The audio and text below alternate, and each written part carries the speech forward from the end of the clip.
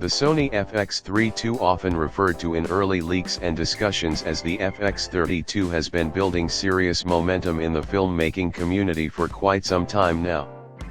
As we move through March 2026, the level of speculation surrounding this camera has reached an intense peak, with new rumors, insider claims, and supposed prototype leaks appearing from multiple corners of the industry.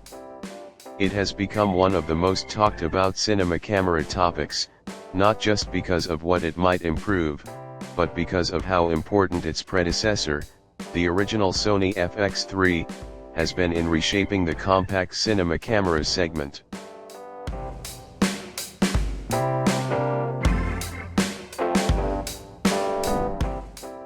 When the original Sony FX3 launched back in 2021, it fundamentally changed expectations for what a small cinema camera could deliver. Sony managed to pack a full-frame sensor into an incredibly compact, lightweight body, creating a tool that felt equally at home in the hands of indie filmmakers, wedding videographers, documentary crews, and solo content creators. It quickly became a favorite among professionals who needed cinema-quality output without the bulk of traditional rigs. The FX3 earned a strong reputation thanks to its excellent low-light performance, reliable autofocus system, and unlimited recording capability supported by an internal cooling fan. For many creators, it removed the barrier between cinema-level quality and portable everyday use, proving that you didn't need massive systems like the FX6 or Canon C300 series to produce high-end cinematic footage.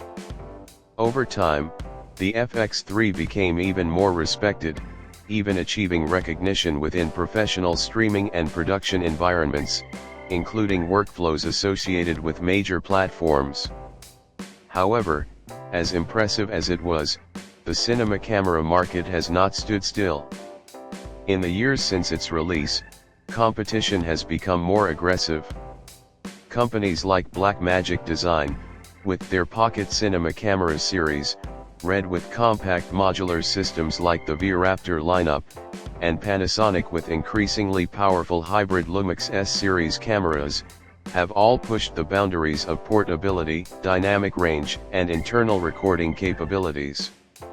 As a result, Sony's cinema line is now under increasing pressure to evolve and respond to a rapidly changing landscape. This is where the Sony FX3 II enters the conversation. According to ongoing leaks and industry speculation, the FX3 II is not just a minor refresh of the original model. Instead, it is being positioned as a meaningful generational leap that addresses some of the limitations of the first FX3 while significantly expanding its capabilities. The most important focus of these rumors centers around the sensor, which is expected to receive a major overhaul. Unlike the original FX3, which used a 12.1 megapixel back-illuminated CMOS sensor optimized heavily for low-light performance, the FX3 II is rumored to feature a new partially stacked full-frame sensor. This new sensor is expected to fall somewhere between 16 and 24 megapixels, although some speculation even suggests it could reach up to 33 megapixels in order to align more closely with Sony's newer Alpha series developments. The introduction of a partially stacked design is particularly significant because it dramatically improves readout speeds. In practical terms, this could mean near 240 frames per second sensor readout performance, which is a substantial improvement over the original FX3's limitations. This increase in readout speed is not just a technical upgrade on paper. It directly impacts real-world shooting behavior, especially in fast-moving environments. One of the key benefits would be a major reduction in rolling shutter distortion, which often becomes visible when rapidly panning the camera or capturing high-speed motion. For filmmakers shooting action sequences, live events, sports, or unpredictable documentary scenarios, this improvement would make handheld and gimbal work much cleaner and more stable visually. At the same time, the FX3 II is expected to maintain Sony's strong reputation for dynamic range performance. Early rumors suggest it could offer 15 stops or more of dynamic range, preserving the signature cinematic highlight roll-off and deep shadow recovery that filmmakers have come to expect from Sony's cinema line. This level of latitude is particularly important in professional color grading workflows, especially in software like DaVinci Resolve, where flexibility in exposure adjustment is critical for achieving a polished cinematic look. Whether shooting in bright daylight exteriors or dimly lit interiors, the FX3 II is expected to retain excellent tonal balance and grading potential. Another key area of improvement revolves around ISO performance and low light behavior.